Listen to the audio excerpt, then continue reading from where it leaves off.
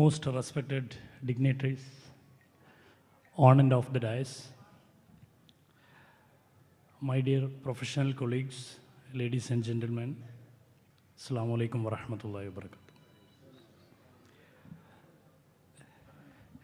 ഈ ഒരു പ്രൊഫൈസിൻ്റെ 5ാം എഡിഷനിൽ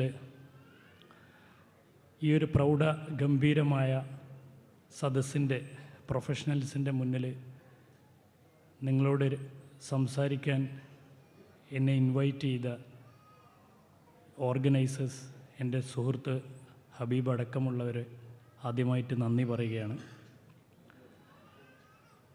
വളരെ അഭിമാനം തോന്നുന്ന, അതേപോലെ ഒരു വൈകാരികത ഫീൽ ചെയ്യുന്നൊരു നിമിഷമാണ്. കാരണം ഞാനും ഒരു MSM പ്രൊഡക്റ്റാണ്.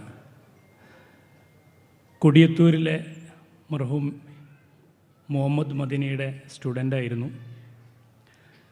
ഒരുപാട് MSMൻ്റെ സ്കൂൾ പഠിക്കുന്ന സമയത്ത് MSMൻ്റെ സമ്മർ ക്യാമ്പുകളിലും 3 days 7 days ക്യാമ്പുകളിലൊക്കെ, ലീഡർഷിപ്പ് ക്യാമ്പുകളിലൊക്കെ പോയി പഠിച്ച ഒരു വിദ്യാർത്ഥിയാണ്. ആ ഒരു കാലഘട്ടമാണ് എനിക്ക് ഓർമ്മ വരുന്നത്. പിന്നീട് പ്രൊഫഷണൽ ലൈഫിലേക്ക് കടന്നതിന് ശേഷം പലപ്പോഴും സമയം ഒരു പ്രശ്നമായി മാറിയ ഒരു നിമിഷമാണ്. അതൊക്കെ തിരിച്ചു കിട്ടുന്ന ഒരു മൊമെൻ്റാണ് ഈ ഒരു എന്നേക്കാൾ ഒരുപാട് വിദ്യാഭ്യാസമുള്ള, പ്രൊഫഷണലിസമുള്ള ഒരു ഓഡിയൻസിൻ്റെ മുന്നിൽ സംസാരിക്കാൻ കിട്ടുന്ന അവസരം അള്ളാഹു എനിക്ക് ഒരുക്കി തന്നതിന് അള്ളാഹുവിനോട് നന്ദി പറയുന്നു. നമുക്കറിയാം, ഇതൊരു പ്രൊഫഷണൽസിൻ്റെ കോൺക്ലേവാണ്. ഒരുപാട് യൂത്ത് സദസ്സിലുള്ള ഒരു കോൺക്ലേവാണ്. ഈ ഒരു കോൺക്ലേവിൽ ഒരു ടേക്ക് അവേസ് നമ്മൾ കോൺക്ലേവ് കഴിയുമ്പോൾ എന്തായിരിക്കും എന്നുള്ളത് നമുക്കെല്ലാവർക്കും അറിയാം. ഇത് 5ാമത്തെ വേർഷനാണ്.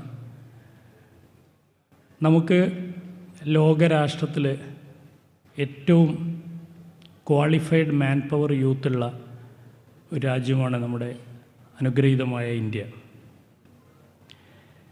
ഏകദേശം 65% പോപ്പുലേഷൻ യൂത്താണ്. അള്ളാഹു സുബ്ഹാനഹു തആല നമ്മുടെ ഭൂമി സൃഷ്ടിക്കുമ്പോൾ മനുഷ്യരാശിക്ക് ആവശ്യമായ റിസോഴ്സുകൾ ഭൂമിയുടെ പല ഭാഗത്തും ഒളിപ്പിച്ചു വച്ചിട്ടുണ്ട്. ഈ റിസോഴ്സിനെ എഫക്റ്റീവായിട്ട് യൂട്ടിലൈസ് ചെയ്ത രാജ്യങ്ങളാണ് ഇന്ന് ഇന്ത്യയിലെ അല്ലെങ്കിൽ ലോകത്തെ മുൻപന്തിയിലിരിക്കുന്നത്. നമുക്കറിയാം, ഭൂമിക്കടിയിൽ ആഫ്രിക്കയിൽ സ്വർണം ഒളിപ്പിച്ചു വെച്ചു. സ്വർണം മൈനിങ് തുടങ്ങി. ആഫ്രിക്കൻ രാഷ്ട്രങ്ങൾ ലോകരാഷ്ട്രത്തിൽ മുന്നോട്ട് വരുന്നു. നമ്മുടെ അറേബ്യൻ രാഷ്ട്രങ്ങളെല്ലാം തന്നെ പെട്രോളിയം ഭൂമിക്കടിയിൽ ഒളിപ്പിച്ചു. വെനസ്വേല അടക്കമുള്ള രാഷ്ട്രത്തിൽ ഏറ്റവും കൂടുതൽ, അതായത് പടച്ചോൻ ഓരോ റിസോഴ്സ് ഭൂമിക്കടിയിൽ വെച്ചു. പക്ഷെ ഭൂമിക്ക് മുകളിൽ റിസോഴ്സ് കൊടുത്തത് ഇന്ത്യക്കാണ്. അതാണ് ഞാൻ പറഞ്ഞ യൂത്ത്, ക്വാളിഫൈഡ് പ്രൊഫഷണൽസ് ഏറ്റവും കൂടുതലുള്ള ഇന്ത്യ രാജ്യമാണ്. ആ ഒരു പടച്ചവൻ്റെ അനുഗ്രഹം നമുക്ക് എങ്ങനെ യൂട്ടിലൈസ് ചെയ്യുന്നു എന്നതായിരിക്കണം ഇത്തരത്തിലുള്ള കോൺക്ലേവിൻ്റെ ഒരു ടേക്ക് അവേ എന്നാണ് ഞാൻ പ്രതീക്ഷിക്കുന്നത്. ഈ യൂത്ത് പ്രൊഫഷണൽസ്, ഈ സദസ്സിലിരിക്കുന്ന ഡോക്ടേഴ്സും എൻജിനീയേഴ്സും chartered accountants, lawyers, company secretaries അല്ലെങ്കിൽ മാനേജ്മെൻറ്റ് പ്രൊഫഷണൽസൊക്കെ ഒരുപക്ഷെ നമ്മുടെ വിദ്യാഭ്യാസം അല്ലെങ്കിൽ നമ്മുടെ ക്വാളിഫിക്കേഷൻസ് ഒരു പൂർത്തീകരിക്കുന്ന ഒരു സാറ്റിസ്ഫാക്ഷൻ മൊമെൻ്റ് കിട്ടുന്നത് എഡ്യൂക്കേഷനിലെ മെൻ്റലും ഫിസിക്കൽ എഡ്യൂക്കേഷനും മെൻ്റൽ എഡ്യൂക്കേഷൻ്റെ കൂടെ സ്പിരിച്വൽ കൂടി കൂടുമ്പോഴാണ് നമുക്കൊരു സാറ്റിസ്ഫാക്ഷൻ കിട്ടുക. ഈ സ്പിരിച്വൽ നമുക്ക് പൂർണ്ണമായിട്ട് നമ്മളെ മനസ്സിലേക്ക് എടുക്കുമ്പോഴാണ് നമ്മുടെ പ്രൊഫഷണൽ സാറ്റിസ്ഫാക്ഷൻ എന്ന് പറയുന്ന ഒരു സ്റ്റേജിലേക്ക് നമ്മൾ മാറുക. അതിന് ഏറ്റവും നല്ലത് നമ്മുടെ ഖുർആനിൽ തന്നെ ഒരുപക്ഷെ അത്ഭുതം തോന്നുന്ന, ഖുർആൻ തന്നെ ഒരു അത്ഭുതമാണ്, പക്ഷെ പ്രൊഫഷണൽസിന്, ഏത് പ്രൊഫഷണൽസും ഞാൻ അത്ഭുതപ്പെടുത്തുന്ന കുറച്ച് എക്സാമ്പിൾ നിങ്ങളോട് പറയാം. ഡോക്ടേഴ്സിനെല്ലാം അറിയാം, ഖുർആനിൽ ഏറ്റവും കൂടുതൽ മെഡിക്കൽ പ്രൊഫഷനെ കുറിച്ച് ഖുർആനിൽ പറഞ്ഞിട്ടുണ്ട്. അതിൽ ഓൾ ടുഗെദർ സൂറത്തുൽ മാഇദയിൽ പറഞ്ഞ ഒരു വേർഡുണ്ട്, whoever save a life that is you are saving a man kind.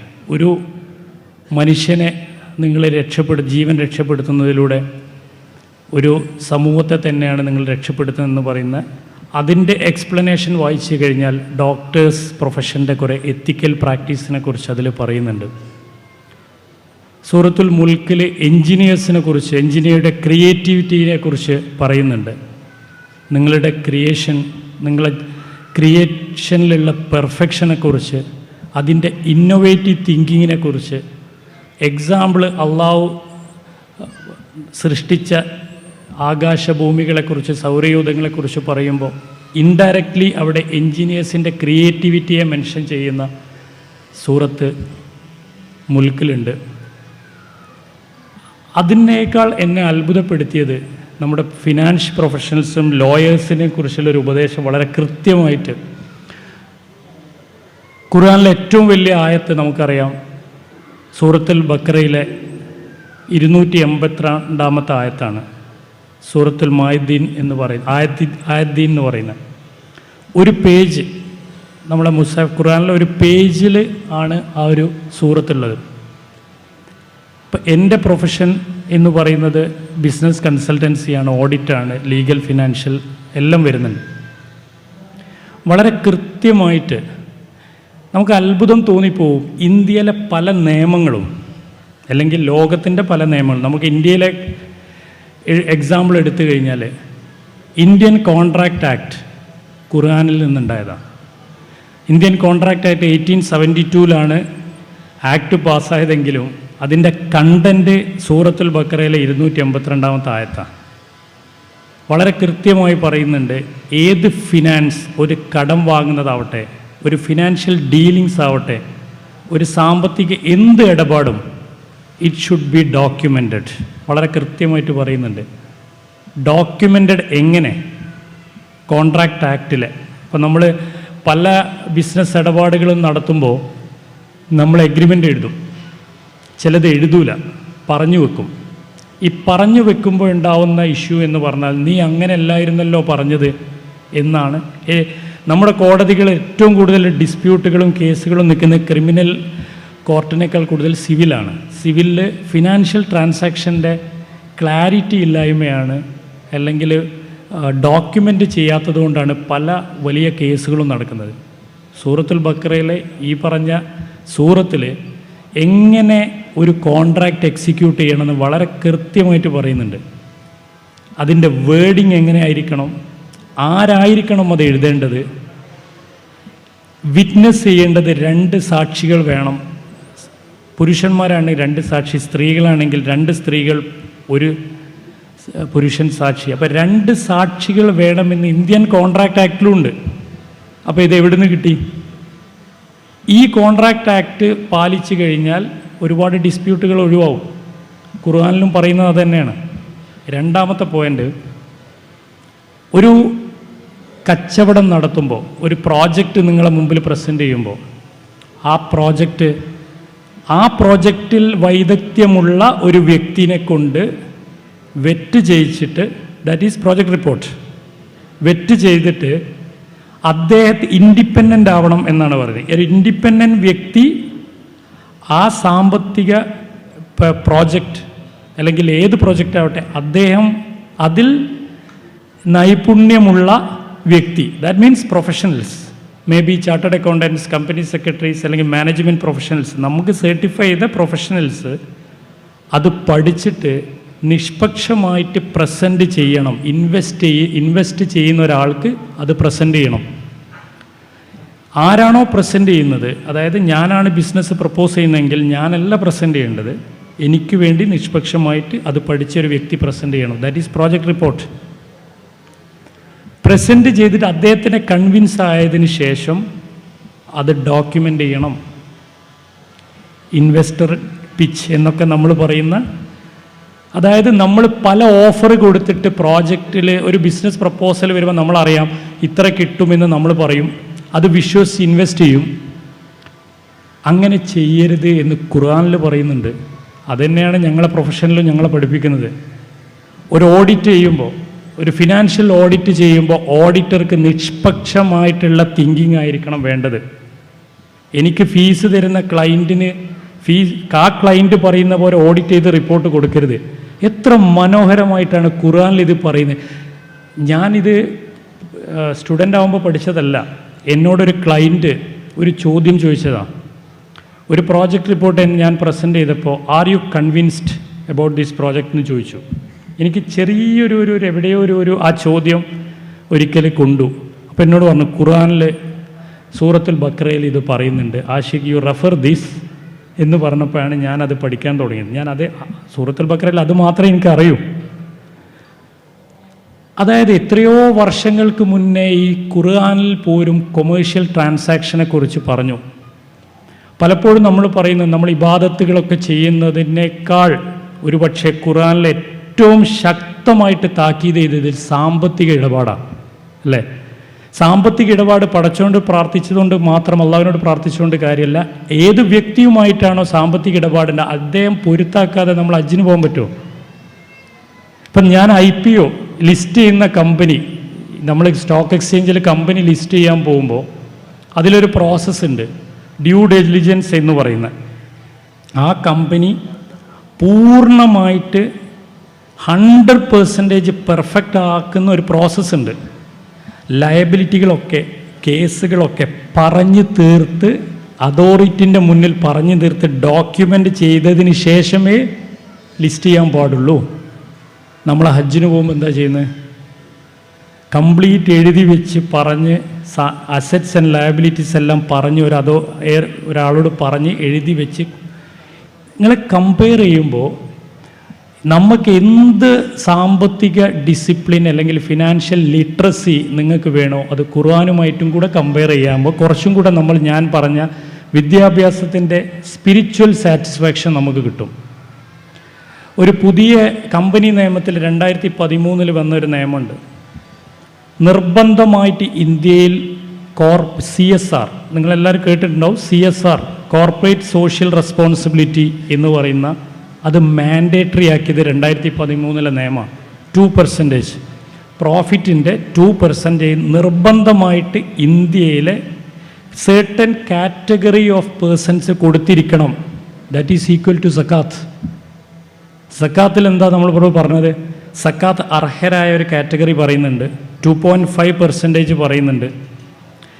ഈ CSR കമ്പനി നിയമവും സക്കാത്തും കമ്പയർ ചെയ്ത് എക്സാക്ട്ലി ഗവൺമെൻറ് എടുത്തത് നമ്മുടെ സക്കാത്തിൽ നിന്നാണ്. ഇൻകം ടാക്സ് കാൽക്കുലേഷൻ എന്താ, സക്കാത്ത് കാൽക്കുലേഷൻ എന്താ, നിങ്ങൾ കമ്പയർ ചെയ്തിട്ടുണ്ടോ? സക്കാത്തിൽ നമുക്ക് സംശയങ്ങളുണ്ടാവും, ഇത് കുറക്കാൻ പറ്റുമോ, ഇത് കൂട്ടാൻ പറ്റുമോ, പല സംശയങ്ങളും നമുക്ക് നോമ്പിന് വരാറുണ്ട് റംസാൻ കാലത്ത്. ഇൻകം ടാക്സിലെ കാൽക്കുലേഷൻ ചില എക്സ്പെൻസുകൾ അലവൻസ് ആണ്, ചിലത് ഡിസലവൻസ് ആണ് എന്ന് പറയുന്ന ഇൻകം ടാക്സിലെ എക്സാക്ട് കാൽക്കുലേഷൻ തന്നെയാണ് സക്കാത്ത്. നേരെ തിരിച്ച് പറയാം, സക്കാത്തിലെ കാൽക്കുലേഷനാണ് ഇൻകം ടാക്സിലെ കാൽക്കുലേഷൻ. അപ്പോൾ ഇന്ത്യയിലെ പല നിയമങ്ങളും നമുക്ക് എടുത്തു പരിശോധിച്ചാൽ, ഖുർആനുമായിട്ട് കണക്ട് ചെയ്താൽ, നമ്മൾ ഈ പറഞ്ഞ നമ്മളടങ്ങുന്ന ഈ പ്രൊഫഷണൽസ്, ഒരുപക്ഷെ നമ്മുടെ മുസ്ലിം അല്ലാത്ത അമുസ്ലിങ്ങളായ അവരുടെ ഭഗവത്ഗീതയിലും അവരുടെ ബൈബിളിലുമൊക്കെ ഈ തരത്തിലുള്ള കുറേ കാര്യങ്ങൾ മെൻഷൻ ചെയ്യുന്നുണ്ട്. അപ്പോൾ ഈ സ്പിരിച്വലും കൂടെ കൂടുമ്പോഴാണ് നമ്മളെ പെർഫെക്റ്റ് വിദ്യാഭ്യാസമാവുന്നത്. ഇന്ത്യയിലെ GDPയുടെ, ഇപ്പം ഇന്ത്യ നമുക്കറിയാം, അമേരിക്കയാണ് ഇന്ത്യയിൽ ലോകത്തെ ഏറ്റവും 30 ട്രില്യൺ $30 ട്രില്യൺ, അതിനുശേഷം 19 ട്രില്യൺ ഉള്ള ചൈന, തേർഡ് ജർമ്മനിയാണ് 4.79 ട്രില്യൺ, ഇന്ത്യ 4.19 ട്രില്യൺ, അതായത് 4th പൊസിഷനിൽ ഇന്ത്യയാണ്. ഈ ഇന്ത്യൻ്റെ GDP-യിലെ നമ്മൾ ഇന്ത്യ ലോകരാഷ്ട്രങ്ങളിൽ വലുതാവുന്നതിലെ മേജർ കോൺട്രിബ്യൂഷൻ പ്രൊഫഷണൽ സർവീസാണ്. അത് GDP-യുടെ 55% കോൺട്രിബ്യൂട്ട് ചെയ്യുന്നത് നമ്മളാണ്.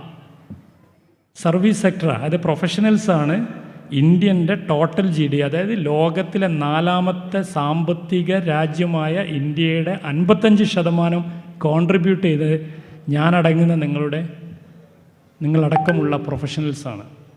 അപ്പോൾ ഈ പ്രൊഫഷണൽസിൻ്റെ കോൺട്രിബ്യൂഷൻ ഈ സ്പിരിച്വലും കൂടെ കൂടിയിട്ട് നമ്മൾ പറഞ്ഞ അത് ഡോക്ടേഴ്സ് ആവട്ടെ, എൻജിനീയേഴ്സ് ആവട്ടെ, അഡ്വക്കേറ്റ്സ് ആവട്ടെ, ഞാനടക്കുന്ന കോർപ്പറേറ്റ് പ്രൊഫഷണൽസ് ആവട്ടെ, നമ്മുടെ എല്ലാം എത്തിക്കൽ പ്രാക്ടീസ് നിങ്ങൾക്ക് ടെസ്റ്റ് ചെയ്യാവുന്നത്, അല്ലെങ്കിൽ നിയമങ്ങളുടെ ലോജിക്ക് ടെസ്റ്റ് ചെയ്യാവുന്നത് എല്ലാം ഖുർആനിലുണ്ട്. ഞാൻ കംപ്ലീറ്റ് പഠിച്ചതല്ല, എൻ്റെ ഏരിയ മാത്രമേ എനിക്ക് അറിയൂ, ഖുർആനിലെ എൻ്റെ ഏരിയ മാത്രമേ എനിക്ക് അറിയൂ. അപ്പം അത് നമ്മൾ കമ്പൈൻ ചെയ്ത് വായിക്കുമ്പോഴാണ് ഈ വിദ്യാഭ്യാസം അല്ലെങ്കിൽ പ്രൊഫഷണൽ സാറ്റിസ്ഫാക്ഷൻ എന്ന ഒരു സ്പിരിച്വലിലൂടെ സാറ്റിസ്ഫാക്ഷൻ വരുന്നത്. ആ ഒരു അച്ചടക്കം, ആ ഒരു സാമ്പത്തിക അച്ചടക്കമാവട്ടെ, പ്രൊഫഷണൽ സാറ്റിസ്ഫാക്ഷൻ ആവട്ടെ, mental, physical and spiritual satisfaction വരുമ്പോഴേ നമുക്ക് ഈ ഒരു ജനതയോടും നമുക്ക് പൂർണ്ണതയിലേക്ക് എത്താൻ പറ്റൂ. അത്തരത്തിലുള്ള ഒരു പ്രൊഫഷണൽ കോൺക്ലേവ് ആവട്ടെ ഈ ഒരു കോൺക്ലേവ്. ഇതിൻ്റെ ടേക്ക് അവേസ് അത്തരത്തിലുള്ള ഒരു ടേക്ക് അവേസ് ആവട്ടെ എന്ന് ആശംസിച്ചുകൊണ്ട് നിർത്തുന്നു. അസ്സലാമു അലൈക്കും. ജയ് ഹിന്ദ്.